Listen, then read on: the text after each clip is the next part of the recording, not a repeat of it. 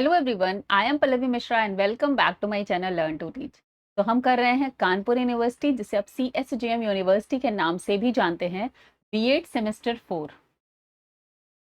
BEd semester 4 वालों का आज हम कर रहे हैं यूनिट नंबर 4 में का last part, which is part number 2। Unit 4 का पार्ट नंबर 1 हमने लास्ट वीडियो में किया था।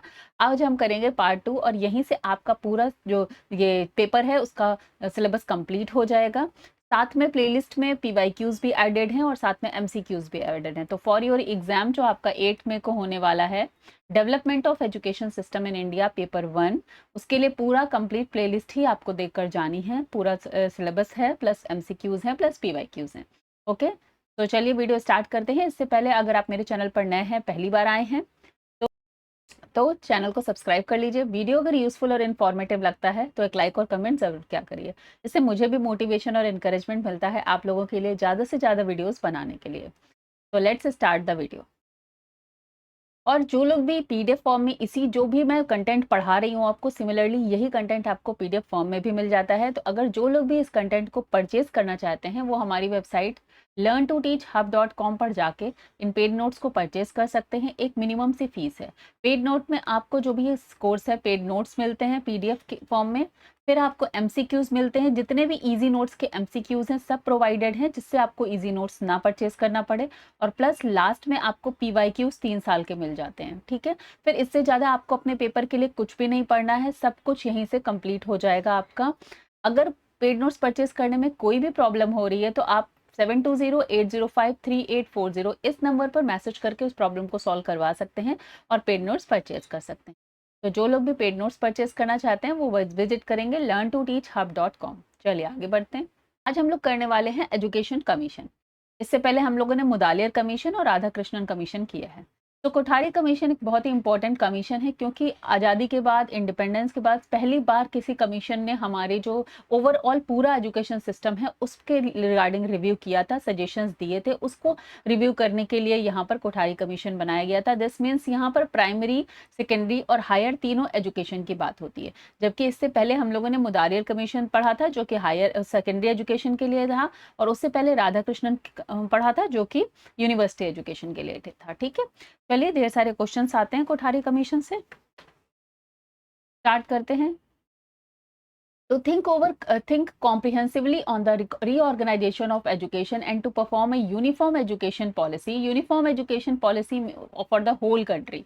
पूरी कंट्री के लिए एक यूनिफॉर्म एजुकेशन पॉलिसी बनाने के लिए government of India on 14 July 1964 appointed 17 membered national education commission. तो इसको नेशनल एजुकेशन कमीशन के नाम से भी जानते हैं या कोठारी कमीशन के नाम से भी जानते हैं। देखिए, जितने हाईलाइटेड पॉइंट हैं ये आपको सबको याद रखने हैं। मैंने ऐसे ही ये पूरा कंटेंट तैयार किया है कि जो जो आपके ऑब्जेक्टिव क्वेश्चंस आते हैं उसी के अकॉर्डिंग यहाँ पर मैंने जो है हाईलाइटेड पॉइंट्स कर रखे हैं, और उन्हीं को मैं ज़्यादा से ज़्यादा पढ़ाते समय बोलती भी हूँ कि आपको याद रखना है। तो कब बना था? 14 जुलाई 1964 को। कितने मेंबर्स लिए गए थे? 17 मेंबर्स लिए गए थे। नाम था national education commission. Suggested reducing examination stress and increasing internal assessment. Suggestions इन्होंने एग्जामिनेशन स्ट्रेस को रिड्यूस करने पर भी दिया था, और इंटरनल असेसमेंट को मींस ओवरऑल डेवलपमेंट, जो आजकल भी स्टार्ट हम कर देखते ही होता है। इंटरनल असेसमेंट, छोटे छोटे बच्चों के असेसमेंट लिए जाए। The chairman of this commission was doctor DS Kothari. इनका नाम याद रखना है, कभी कभी हो जाता है फुल नेम क्या था, तो फुल नेम दौलत सिंह कोठारी। इस पर भी क्वेश्चन आया हुआ है। The chairman of the UGC, तो उस समय यूनिवर्सिटी ग्रांट कमीशन के चेयरमैन थे डॉक्टर DS कोठारी जब ये कमीशन बना था। तो on his name this commission is also termed as Kothari commission. तो इन्हीं के नाम पर इसको कोठारी कमीशन का नाम भी दिया गया। The report has 3 distinguished features or a part of the commission were passed। तो इस कमीशन ने, देखिए ये गवर्नमेंट की तरफ से कमीशन बनाया गया था कि आपको पूरी ओवरऑल इंडिया के जो एजुकेशन सिस्टम है उसको रिव्यू करना है और उसके बारे में आपको बताना है कि इसमें क्या क्या चेंजेस किए जाएं। ठीक है, तो इन्होंने 3 पार्ट्स में अपने जो है रिपोर्ट्स दी थी। फर्स्ट में, the commission was not to limit its inquiry to any specific sector और aspect of education as the earlier commission had not done, but to have a comprehensive review of the entire education system. तो जैसा कि मैंने बोला, ये किसी specific particular sector पर इसका काम नहीं था, इन्होंने ओवरऑल जो इंटायर एजुकेशन सिस्टम था उस पर बात करी। दूसरा क्या था, the commission had affirmed believe that education is the most powerful instrument of national development and its report has been title education and national development. तो ये चीज आपको याद रखनी है, कभी कभी पूछते हैं कोठारी कमीशन ने जो एजुकेशन का जो ये पॉलिसी बनाई थी उसका नाम क्या था, तो एजुकेशन एंड नेशनल डेवलपमेंट। तो पहला इनका ये था कि इन्होंने सारी पूरी इंटायर एजुकेशन सिस्टम पर काम करना था। दूसरा इनका था कि इन्होंने पूरा, इनका फर्म बिलीव था कि क्योंकि आफ्टर इंडिपेंडेंस अभी ये रियलाइज किया गया कि सबसे ज्यादा इंडिया के अगर डेवलपमेंट के लिए जरूरी है तो वो है एजुकेशन। जब तक सभी कोई एजुकेटेड नहीं होंगे, ज्यादा से ज्यादा लोग एजुकेटेड नहीं होंगे, तो डेवलपमेंट पॉसिबल नहीं है। And third, this commission had an international composition of 6 of its 17 member। तो क्वेश्चन आता है कि कोठारी कमीशन में 17 मेंबर्स में से कितने मेंबर्स जो थे वो बाहर के थे, मीन्स विदेशी थे या फॉरेनर्स है। तो 6 मेंबर्स जो थे फॉरेनर्स के थे। नाम से आया हुआ है कि London, USA, Tokyo, Moscow and UNESCO, किसी एक कंट्री का नाम दे दिया तो उससे थे, ठीक है। तो याद रखना है कि लंदन से थे, यूएसए से, टोक्यो से, मॉस्को से एंड यूनेस्को। 6 members जो थे out of 17 were from different countries। Okay, it began its task on 2 अक्टूबर 1964 में, ठीक है। तो 14 जुलाई को यहाँ पर देखते हैं 1964 में अपॉइंट किया गया। उसके बाद 2 अक्टूबर से इन्होंने अपना काम स्टार्ट किया। अब देखिए, अगर पूछा जाता है सेक्रेटरी ऑफ दिस कमीशन कौन थे, तो JP Nayak. JP Nayak was appointed as member of secretary of this commission. Chairman कौन थे, दौलत कोठारी, ठीक है। JFM McDougall associate secretary this commission. तो अगर एसोसिएट सेक्रेटरी की बात करी जाएगी तो JF McDougall. Committee submitted its report to the government on June 29, 1966। तो याद रखनी कब रिपोर्ट सबमिट किया था, जून 29 को 1966 में। ही it was laid on the table of the house on the 29 August 1966। लेकिन house table means parliament house के टेबल पर कब ये आया था, 29 अगस्त 66। तो 29 अगस्त 1966 को ये पार्लियामेंट में प्रेजेंट किया गया था, लेकिन सबमिट कब किया था, 29 जून। The report of the commission was the document of 700 pages। कितने पेजेस की डॉक्यूमेंट थी, 700 पेजेस की। It is termed as Bible for teachers। Teachers के लिए ये बाइबल का नाम दिया गया इसको, जो कोठारी कमीशन की रिपोर्ट थी। The future of the country is being built in its classroom, the said bye Kothari commission. तो कोठारी कमीशन के द्वारा ही कहा गया था कि the future of the country is being built in its classroom. याद रखना है, इस स्टेटमेंट को लेके भी पूछा गया था कि ये किसने कहा है, ठीक है। चलिए अब मेजर रिकमेंडेशंस देख लेते हैं। देखिए इन्होंने क्या क्या रिकमेंडेशन दी, इस पे बात करते हैं। एजुकेशन स्ट्रक्चर, पहली बार इन्होंने बोला कि 10+2+3 सिस्टम होना चाहिए, ये इनका रिकमेंडेशन था। 10 years for school education, 2 years for higher secondary education means 11th 12th and 3 years for degree, bachelors degree, and compulsory education for children up to 14 years, ठीक है। Special focus on girls and SC ST and rural education की बात करी, क्योंकि development की बात थी तो इन पर स्पेशल फोकस की बात कही गई। तो organize secondary education as a complete unit for 70% seeking admission at the secondary level. तो सेकेंडरी 70% पूछा जाता है क्वेश्चन, कितने परसेंट चिल्ड्रन को के लिए सेकेंडरी एजुकेशन ऑर्गेनाइज करने की बात करी गई, 70%। To prepare the remaining 30% for higher education, और 30% को हायर एजुकेशन में जाने की बात करी गई।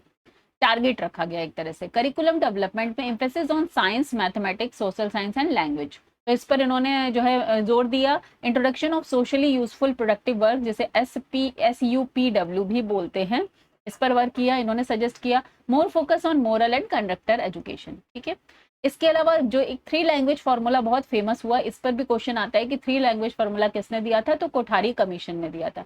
इसके अकॉर्डिंग क्या है कि कोई भी एक रीजनल लैंग्वेज मदर टंग रहेगी और हिंदी, और साथ में इंग्लिश या कोई भी और मॉडर्न इंडियन लैंग्वेज इन्होंने सजेस्ट की। लेकिन होता क्या था, सिंस जो हिंदी वाले स्टेट्स हैं तो उन्होंने अपनी रीजनल लैंग्वेज उनकी हिंदी होती थी, तो वो सेकेंडरी लैंग्वेज में इंग्लिश पढ़ते थे। फिर थर्ड मॉडर्न इंडियन लैंग्वेज का मतलब होता है कि कोई भी अदर लैंग्वेज, जितनी 22 लैंग्वेजेस इंडिया में चल रही हैं अदर स्टेट्स की, आप उसमें से कोई भी पढ़ सकते हैं। तो इनका मोटिव ये था जिससे कि जो दूसरे स्टेट्स के लोग भी हैं वो भी आपस में कनेक्ट हो पाए। लेकिन वो उतना हो नहीं पाया, क्योंकि जब भी हम देखते हैं कि जो हिंदी स्टेट्स हैं वो हिंदी के बाद संस्कृत चूज कर लेते हैं, और सिमिलरली जो नॉन हिंदी स्टेट हैं वो भी अपनी रीजनल लैंग्वेज और इंग्लिश के बाद में संस्कृत चूज कर लेते हैं। तो इस तरीके से वो जो इनका एक था कि मॉडर्न इंडियन लैंग्वेज का मतलब था कि अदर स्टेट्स की लैंग्वेज भी बच्चे सीखेंगे, जो कि लेकिन वो ऐसा हो नहीं पाया, ठीक है। बट इन्होंने इसी तरह से दिया था कि पहला आप अपना रीजनल लैंग्वेज मदर टंग सीखिए, देन हिंदी, देन इंग्लिश या कोई अदर लैंग्वेज। चलिए आगे देखते हैं। Teacher education and training. Improvement in teacher training programs, better salaries, working conditions, promotions for teacher. Teacher-student ratio should be 1:30. The Kothari Commission proposed the establishment of common school system. तो एक question आता है कि common school system को सबसे पहले किसने propose किया था? तो कॉमन स्कूल सिस्टम को जो है कोठारी कमीशन ने प्रपोज किया था। First national policy on education in 1968।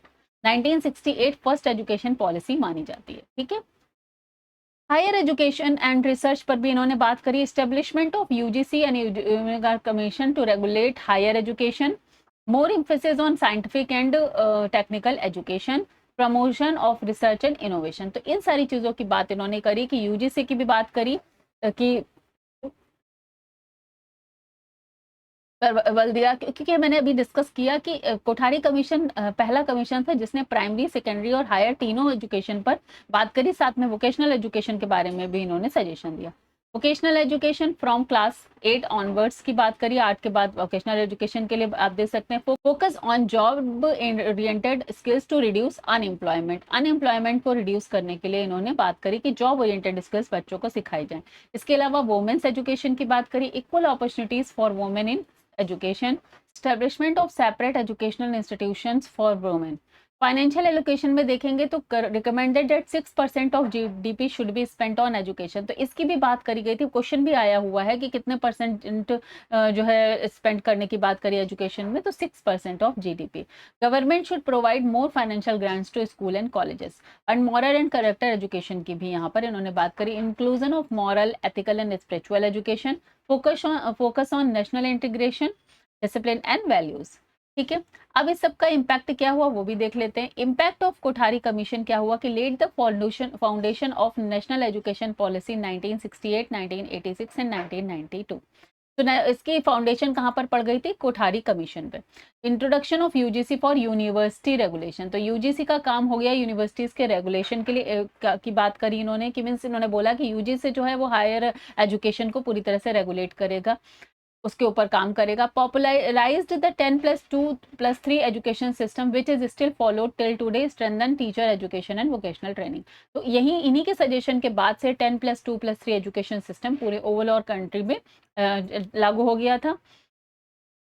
The national policy of education was prepared on the basis of their recommendation of the National Education Commission and declared on 24 जुलाई 1968। ये date याद रखनी है कि देखिए कोठारी कमीशन ने सिर्फ सजेशन दिया था, उस सजेशंस के बाद में नेशनल एजुकेशन कमीशन के जो सजेशन थे उसके बाद नेशनल एजुकेशन पॉलिसी बनी थी, जो बनाई गई, सरकार ने उस पर काम किया और 24 जुलाई 1968 में इसको इम्प्लीमेंट करा गया। डिक्लेयर करने के बाद begin to implement 10+2+3 structure of education in the whole country, ठीक है। तो कब आई? 24 जुलाई 1968। एनसीईआरटी प्रिपेयर्ड द, ये पूरा गलत लिखा है, NCERT prepared the curriculum for the first 10 years of education. तो क्वेश्चन एक आया है, शायद ऐसा मैंने पीवाईक्यूज में देखा है कि एनसीईआरटी ने पहली बार में कितने साल का सीईआरटी ने कितने साल का करिकुलम प्रिपेयर किया? तो यहाँ पर है फर्स्ट 10 years ऑफ एजुकेशन, ठीक है। The national council of educational research and training, इसको एनसीईआरटी बोलते हैं। क्वेश्चन आया हुआ है कि what is the full form of NCERT? तो याद रखना है national council of educational research and training is an autonomous organisation setup in, कब सेटअप हुआ उसका भी क्वेश्चन आया हुआ है। It is 1961 by the government of India to assist and advise the central and state governments on policies and programs for qualitative improvement in school education। तो NCERT का काम क्या था? असिस्ट करना, एडवाइस करना सेंट्रल और स्टेट गवर्नमेंट दोनों को, जो भी पॉलिसीज रिलेटेड टू एजुकेशन बनती हैं, जो भी प्रोग्राम्स चलाए जाते हैं इंप्रूवमेंट करने के लिए स्कूल एजुकेशन को, ठीक है, क्योंकि ये यूनिवर्सिटी के लिए यूजीसी है। एनसीईआरटी हेडक्वार्टर्स इज लोकेटेड, कई बार क्वेश्चन आया है कहाँ पर लोकेटेड है, तो श्री अरविंदो घोष मार्ग, न्यू दिल्ली, ठीक है। इन 1969 national service commission sorry scheme NSS was started in the universities and college। तो ये एक पॉइंट मतलब यहाँ पर दिया हुआ है नेशनल सर्विस स्कीम। इस पर क्वेश्चन आया हुआ है कि what is the full form. तो NSS का फुल फॉर्म है national service scheme.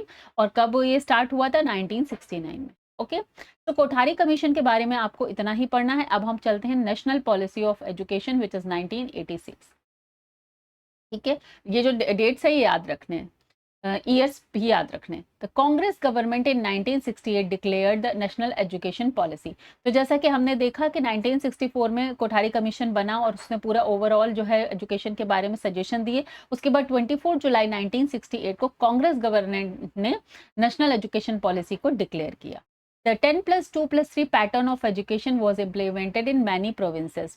Provinces means states. Many provinces had even implemented the 3 language formula और 3 language formula भी लागू हो गया in their own way।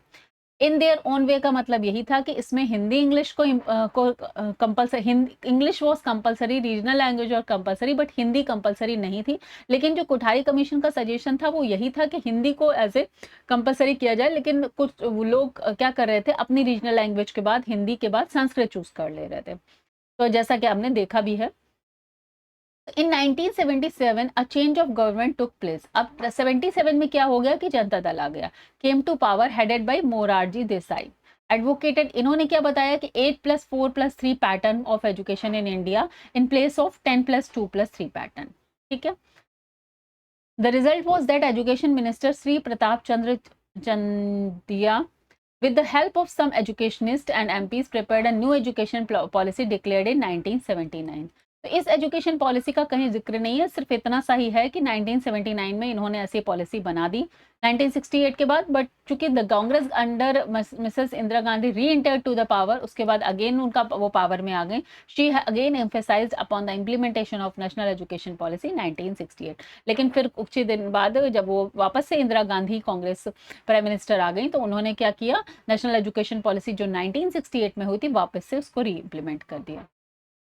After Indira Gandhi, Mr. Rajiv Gandhi was the new Prime Minister of India. First of all survey of existing education system was done, conduct किया गया। It was published in August 1985 entitled Challenges of Education, a Policy Perspective।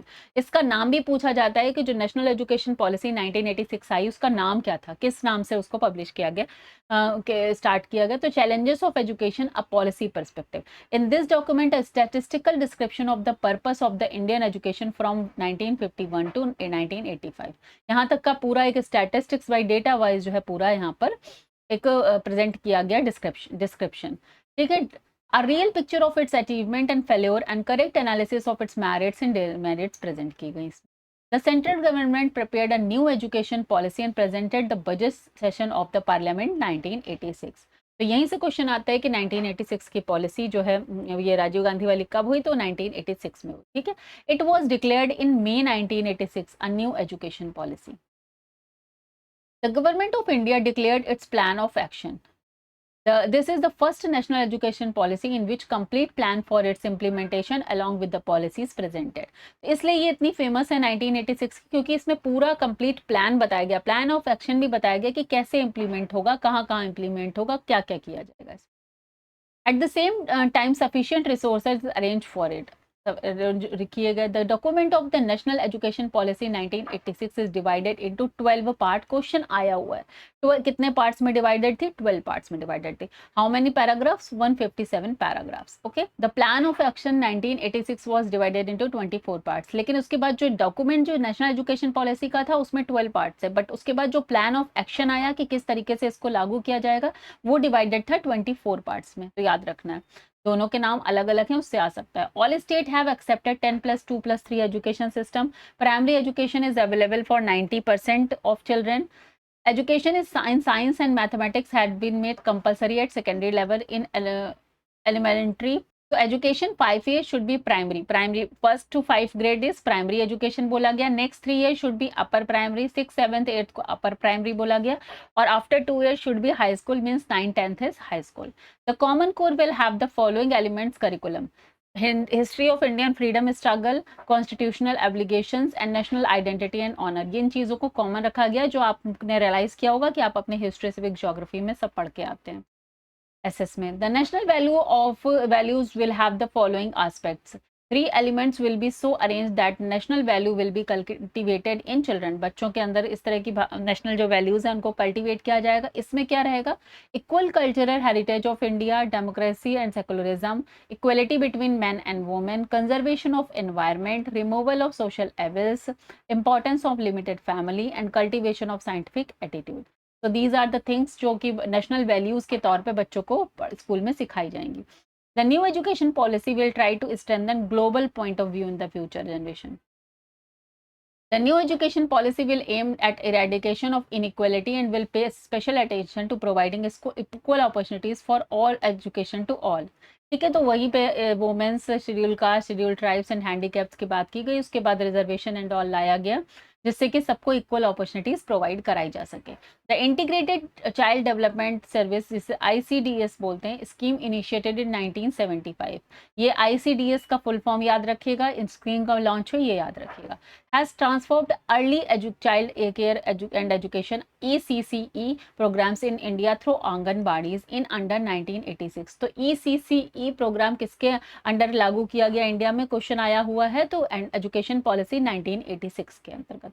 ठीक है, to admit all children up to the 14 years in a school. After few months of the declaration of National Education Policy in 1986, to stabilize their study, to provide for necessary facilities in primary school, to enforce the Operation Blackboard under 1986 work project. तो question आता है कि operation blackboard को कब launch, किसने launch किया? National policy 1986 वाली. ठीक है, इसके अलावा क्वेश्चन आता है कि किस प्राइमरी के लिए इन्होंने किया था, बट सेकेंडरी के लिए आगे हम पढ़ेंगे. There are some children who have dropped out education or they live at some places where schools were not available or who are employed or girls who cannot attend for full time. तो इनके लिए भी systematic educational plan की यहाँ पर बात की गई. ठीक है, इसके अलावा क्वेश्चन आता है Jawahar Navodaya Vidyalaya, a system of residential school for established in 1986 under the policy of national policy on education to provide free and quality education to talented rural areas. तो जवाहर नवोदय विद्यालय हम सब जानते हैं कि रूरल एरियाज में होते हैं इस तरह के बच्चों के लिए, enabling them to compete with their urban counterparts. To bring 10% of students of higher secondary school by 1990 and 25% in 1995 in vocational education. तो ये टारगेट रखा गया कि 10% तक के स्कूल को, हायर सेकेंडरी स्कूल तक पहुंचाया जाए स्टूडेंट्स को, मतलब वो ड्रॉप आउट ना करें कम से कम, और 25% वोकेशनल एजुकेशन में जाएं. The Open University scheme has been started in order to increase in opportunities for higher education and making it accessible to all regardless. तो ओपन यूनिवर्सिटी स्कीम की बात भी सबसे पहले 1986 में की गई. Indira Gandhi national open university यहाँ पर एस्टैब्लिश हुआ by an act of parliament in September 1985 in New Delhi. तो जो कब लॉन्च हुआ था? सितंबर 1985 में, याद रखना है. Doctor BR Ambedkar open university in Hyderabad Andhra Pradesh, set up on 26 अगस्त 1982.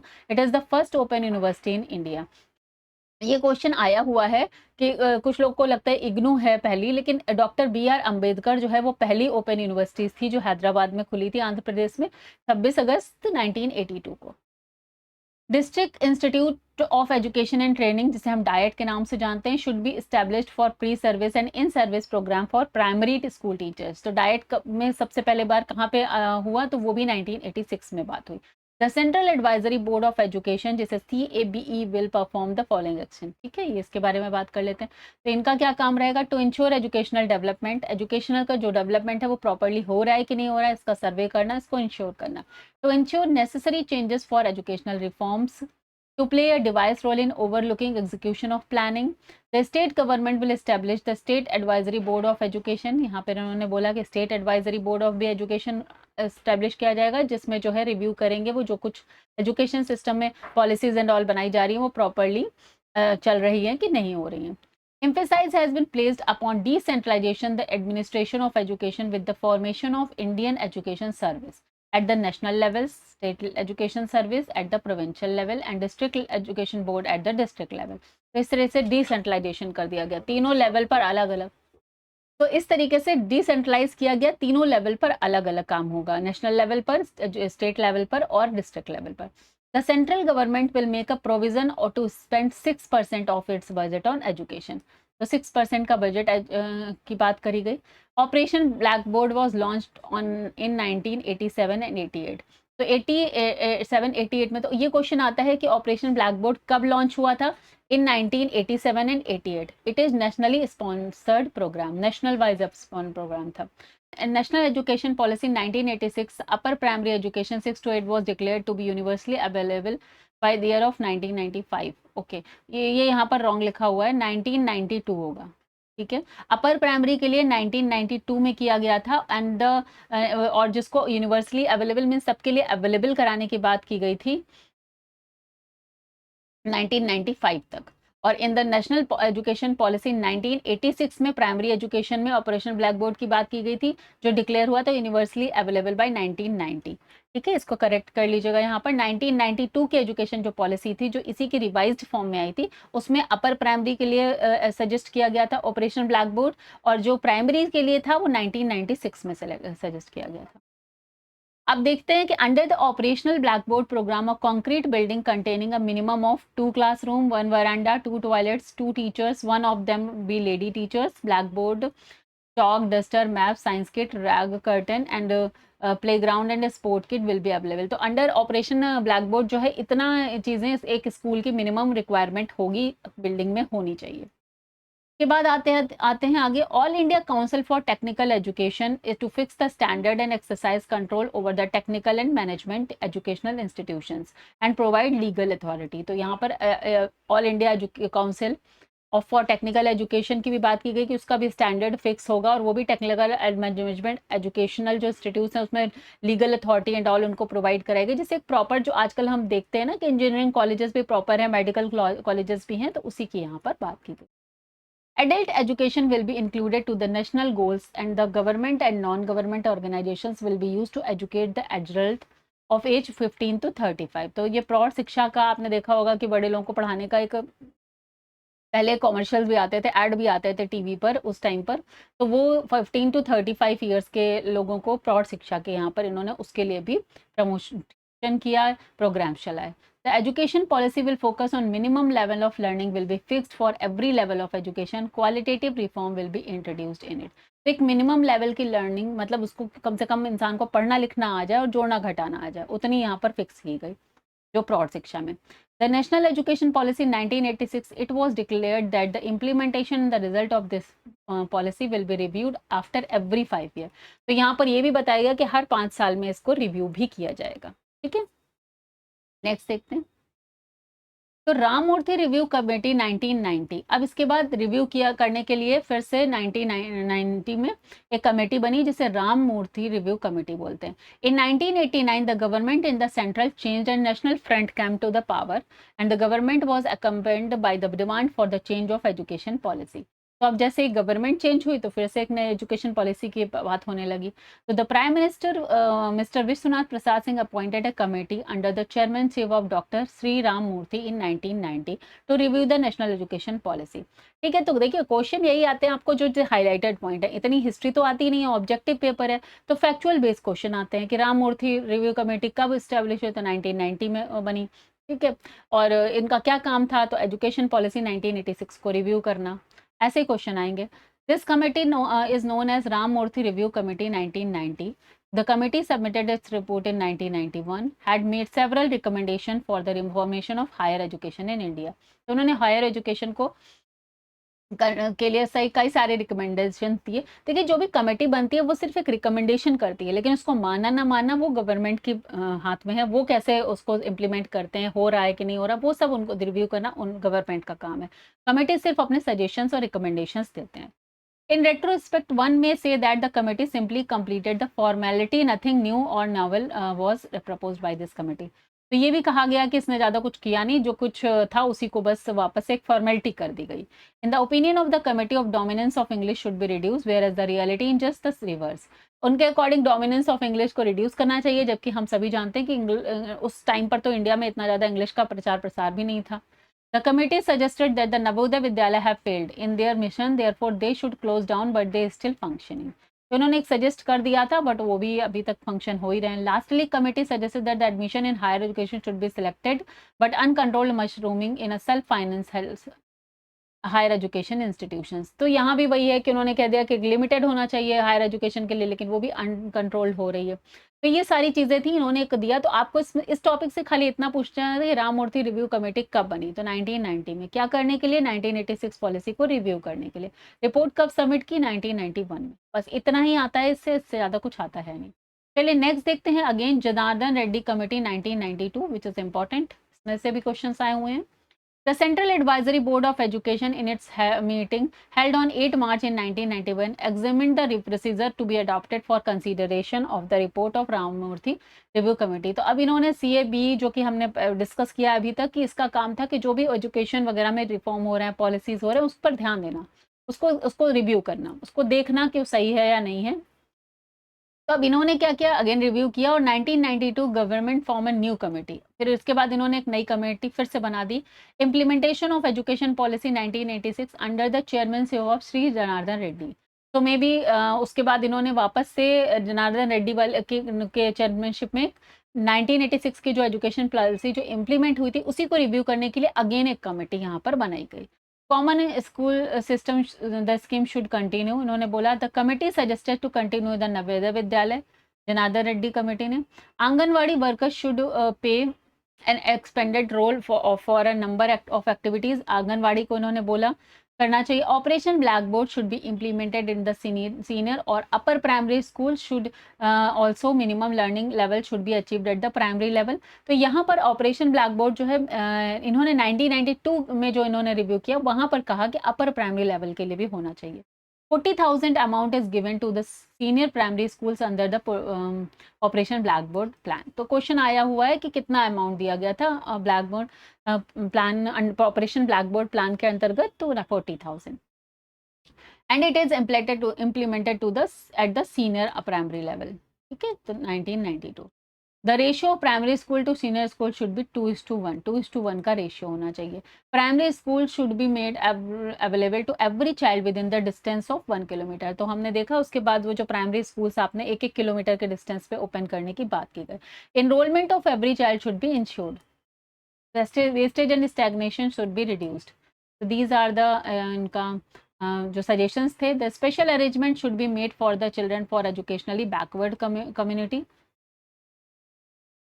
This committee is also known as CAB committee and submitted its report in January 1992। तो जो इन्होंने राम जनार्दन रेड्डी की जो कमेटी बनी थी, उसको CAB कमेटी के नाम से भी जानते, और इन्होंने अपनी रिपोर्ट्स कब सबमिट की? जनवरी 1992 में। अब यहीं से जो हमारी एजुकेशन पॉलिसी 1986 वाली चली आ रही थी, उसी को रिवाइज्ड एजुकेशन पॉलिसी 1992 माना जाता है। ठीक है, चलिए इसको देख लेते हैं।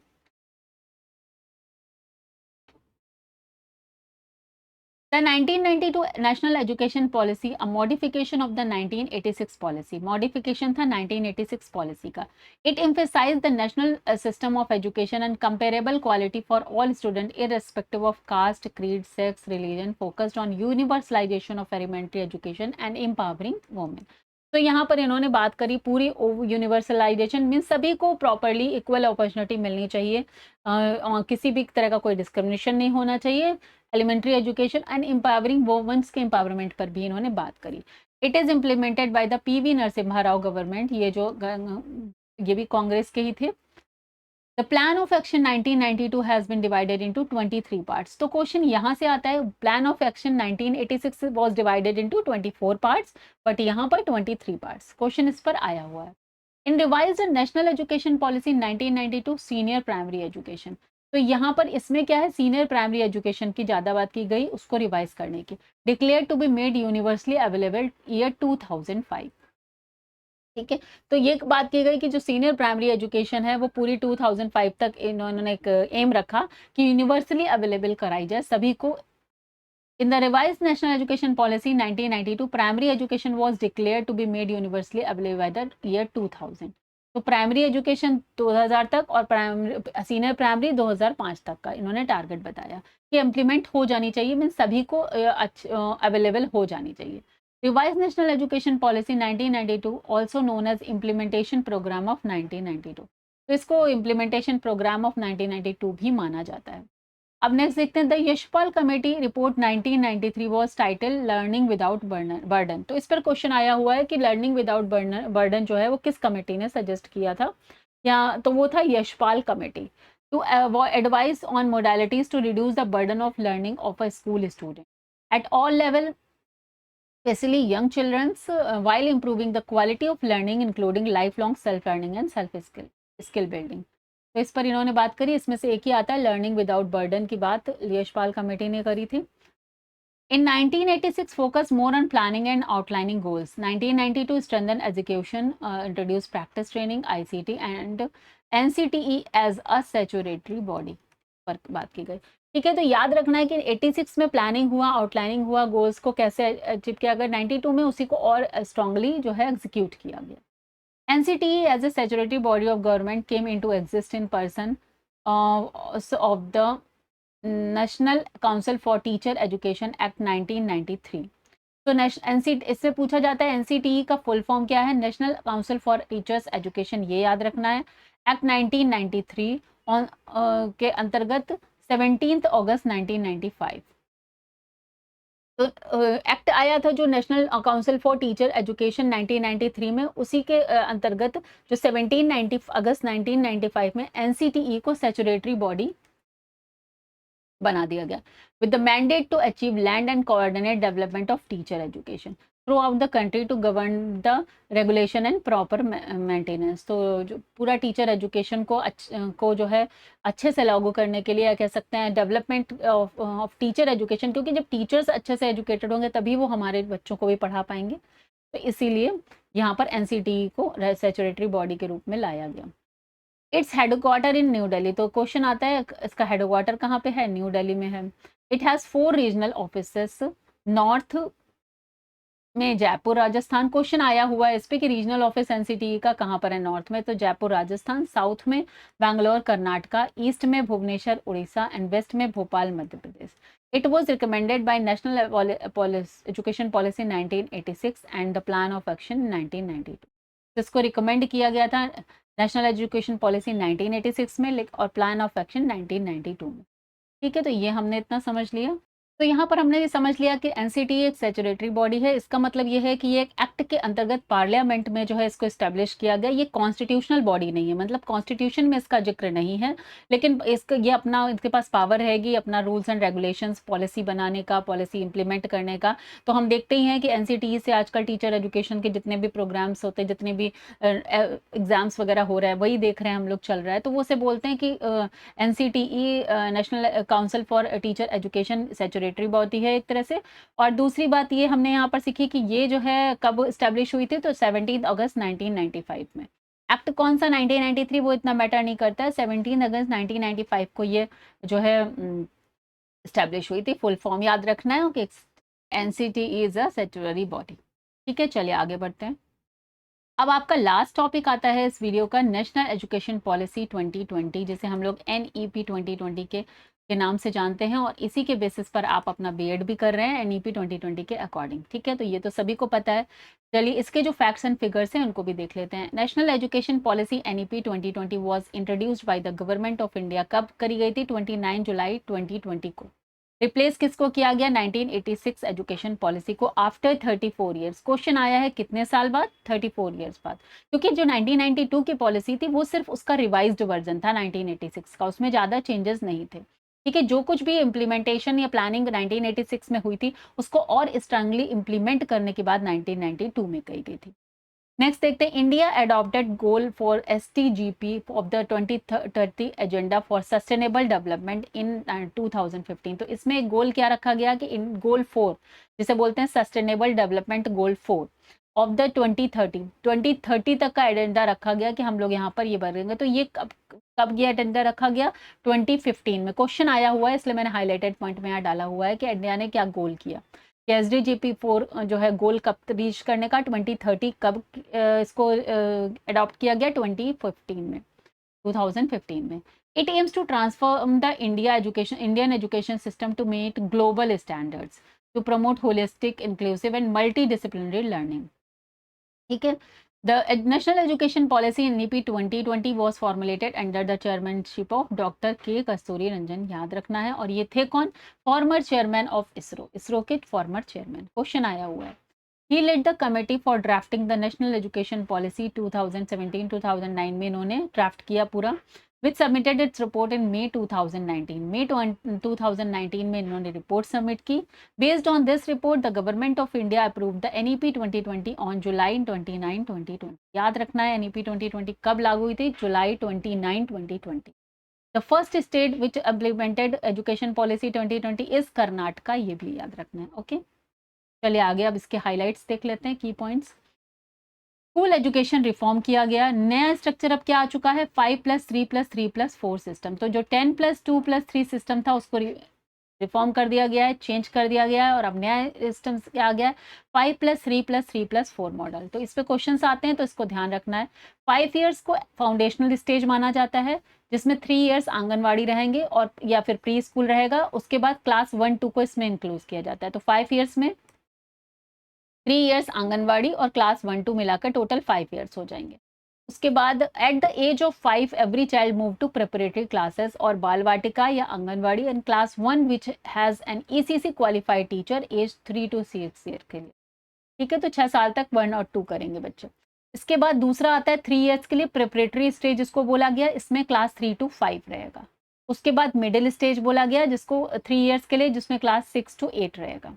उसके बाद सेकेंडरी स्टेज बोला गया 4 ईयर्स के लिए, जिसे क्लास 9 to 12। तो इस तरह से 5+3+3+4 क्वेश्चन आए हुए हैं खूब सारे, और इसके हर का नाम, हर स्टेज का नाम याद रखना है आपको। Focus on early education care and childhood care and education, तो ECCE का फुल फॉर्म याद रखना है। इन्होंने किसमें बात करी वो भी याद रखना है। Age of early childhood care and education in NEP 2020 is 3 to 8 years. Early childhood care, जो early childhood care and education programme था, इसके लिए एज 3 to 8 ईयर्स रखी। ठीक है, अब चला एक बार रिव्यू देख ले, इसका पूरा देख लेते हैं। Revise curricular and pedagogy structure इसमें किया गया। तो एग्जिस्टिंग क्या था? 2 years age, 2 years 16 to 18 and 10 years age 6 to 16, 10+2 इस तरीके से, या 10+2 का था। लेकिन अभी क्या कर दिया गया? न्यू एकेडमिक में क्या किया गया? हमें यहाँ से देखना है इसको ऐसे। सबसे पहले 3 years anganwadi, then 2 years class 1 to 2, then 3 years class 3 to 5 which is age 8 to 11, then 3 years class 6 to 8, 11 to 14, then 4 years age 14 to 18। इस तरीके से पूरा यहाँ पर न्यू एकेडमिक स्ट्रक्चर बनाया गया। ओके, चलिए आगे देख लेते हैं। इसमें यहाँ पर डिफाइन भी किया है। जो 3 ईयर्स वाली है that is foundational stage, 3+2 is foundation stage. ठीक है, अब इसमें करना क्या है? फंक्शनल स्टेज रहेगी, multi level play activity based learning, बच्चों को एक्टिविटी करके आपको सिखाना है। प्रिपरेटरी स्टेज में play, discovery, activity based interactive classrooms रहेंगी। फिर मिडिल स्टेज जो कि 3 ईयर्स का रहेगा, 6 to 8, एक्सपेरिमेंटल लर्निंग करानी है, science, math, art, social, humanity. And the last 4 years is multi disciplinary रहेगी, और यहाँ पर critical thinking, flexibility in choice of subject. ठीक है, तो इस तरीके से ये पूरा आपको याद रखना है स्ट्रक्चर। आगे बढ़ते हैं। अब की changes in school education, multilingual education की बात की गई, मदर टंग और original language as the medium of instruction, grade 5।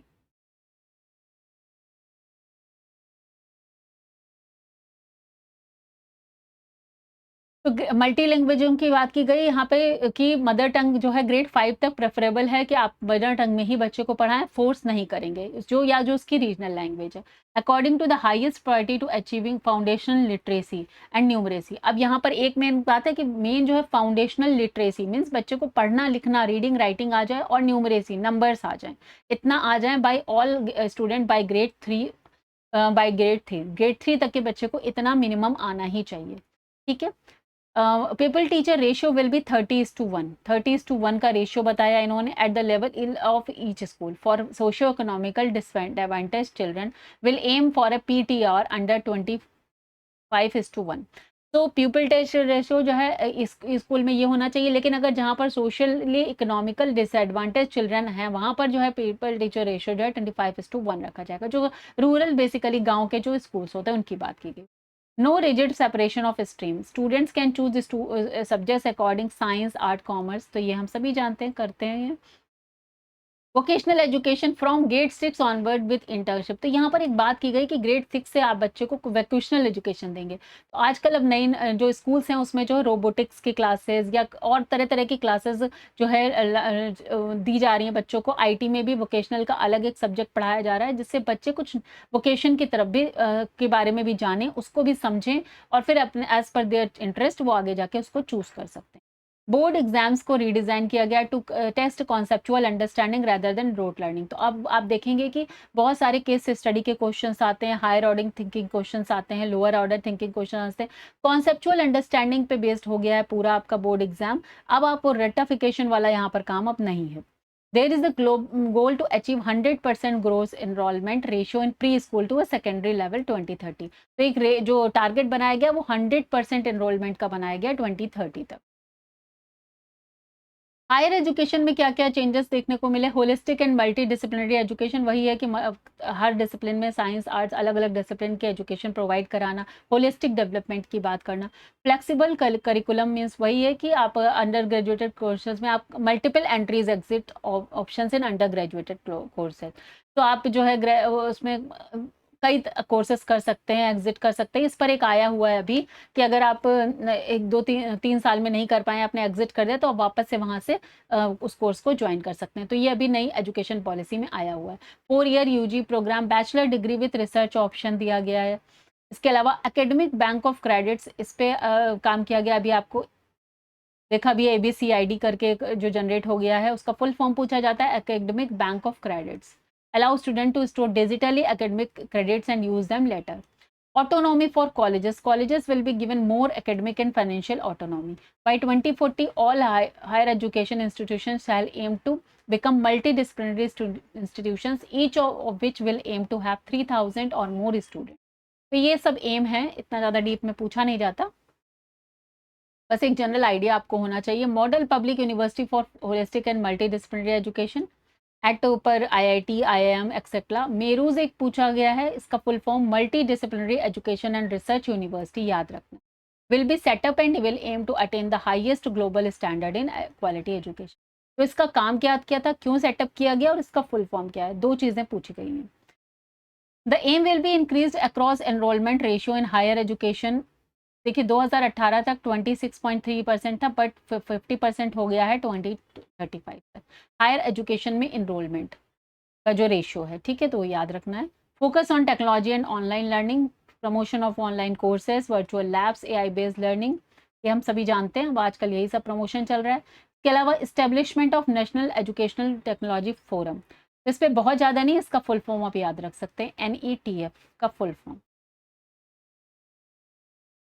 Next देख लेते हैं टीचर एजुकेशन एंड ट्रेनिंग में by 2030 the minimum qualification for teachers will be 4 year integrated BEd. तो ये हमें सबको पता है, 4, इसका लास्ट ईयर पीवाईक्यू में भी क्वेश्चन आया हो कि 4 ईयर इंटीग्रेटेड बीएड कोर्स अब होगा, जिसमें 2030 तक उनकी ये टारगेट किया गया है स्टार्ट करने का। कंटिन्यूस प्रोफेशनल डेवलपमेंट, जैसे CPD, continuous professional development for teachers, means teachers को टाइम पे ट्रेनिंग दिया जाएगा, जिससे वो अपना प्रोफेशनलिज्म डेवलपमेंट हो सके उनका, मीन्स जो भी उनका क्राइटेरिया, जो भी उनका एरिया, उसमें और ज़्यादा वो डेवलप कर सकें, अपडेटेड रहें चीज़ों से। National professional standard for teachers, NPST को भी डेवलप करने की बात की गई कि स्टैंडर्ड बनाने के लिए टीचर को कि इतना मिनिमम क्वालिफिकेशन होगी एज उन्हें टीचर बनने के लिए। Skill development and vocational training, जो हमने भी डिस्कस किया, जैसे integration of coding, computational thinking, artificial intelligence को करिकुलम में फ्रॉम ग्रेड 6 को ऑनवर्ड्स जो है वो इंक्लूड कर दिया जाए। कन्वर्मेंस एंड फाइनेंसिंग की बात कर लेते हैं। Public investment in education to be 6% of GDP, तो ये तो सेम ही है, 86 में भी यही था, 92 में भी यही था और यहाँ भी यही है। Increased focus on research with establishment of national research foundation which is NRF। इसमें ज़्यादा कुछ नहीं पूछा गया है, बस NRF याद रखना, नेशनल रिसर्च फाउंडेशन। आगे बढ़ते हैं, promoting Indian language and culture, तो वो हम सभी देख रहे हैं। 3 education language policy in schools, Indian knowledge system IKS to be included in the curriculum, and gender inclusion fund GIF in NEP 2020 fund for all girls. बस इतना ही इसमें देखना है, ये सब जनरल इन्फॉर्मेशन हैं। होलिस्टिक प्रोग्रेस कार्ड में हाँ ये एक इंपॉर्टेंट है कि replacement traditional marksheet with a holistic report card, academic performance, co curricular activities, sports, arts, vocational skills, life skills, socio emotional growth, जो बच्चे की पूरी ओवरऑल डेवलपमेंट के उस पे फॉर्म में अब रिपोर्ट कार्ड आता है। ठीक है, self assessment, peer assessment, teacher feedback, ये सारे उसमें इंक्लूड किए जाएंगे। तो 360 डिग्री असेसमेंट की बात की गई है यहाँ पर, याद रखना है, इसको बोलते हैं थ्री होलिस्टिक रिपोर्ट कार्ड का means 360 degree assessment, include self, peer, teacher assessment, critical thinking, problem solving, creativity, जो कि तरह तरह के प्रोजेक्ट के अकॉर्डिंग तरह तरह के बच्चे की परफॉर्मेंस के बेसिस पर तैयार किया जा रहा है। तो इसमें इतना पूछा जा रहा है कि कितना असेसमेंट की बात गई, 360 डिग्री, और इसका नाम क्या है, परख, नेशनल असेसमेंट सिस्टम परख है।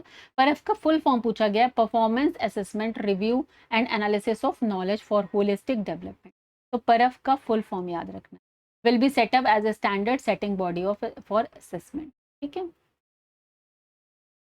It will guide state and national education board to ensure standardise yet flexible assessments. Board exam को रिफॉर्म करा गया है, board exam will be made easier by testing core competency rather than rote learning, ये हमने अभी discuss किया। Student will have 2 attempts in board exams to improve scores, तो ये देखिए 2 अटेम्प्ट कर दिया गया, अभी ये साल से लागू हो गया है कि अब 10th बोर्ड में 2 बोर्ड होंगे। ठीक है, एक जो अपने रेगुलर टाइम पे होता है, फिर एक आगे भी उनको मौका मिलेगा 2 महीने बाद, शायद ऐसा है, अभी डेट नहीं पता है, लेकिन ऐसा है कि इसी साल से 2 बोर्ड्स का हो गया है 10th में। मोर मल्टीपल चॉइसेस क्वेश्चंस और एनालिटिकल क्वेश्चंस पूछे जाएंगे। Adaptive and multi dimensional assessment होगा, मीन्स कंपिटेंसी बेस्ड असेसमेंट होगा, तो ये अभी हमने डिस्कस भी कर लिया। Higher order thinking, problem solving abilities, creative and innovation, ethical reasoning, इन सारी चीज़ों पर अब बात की जाए। Integration of national education technology in assessment, use of AI based tools to track student programmes progress, online adaptive assessments for personalised learning experiences. ठीक है,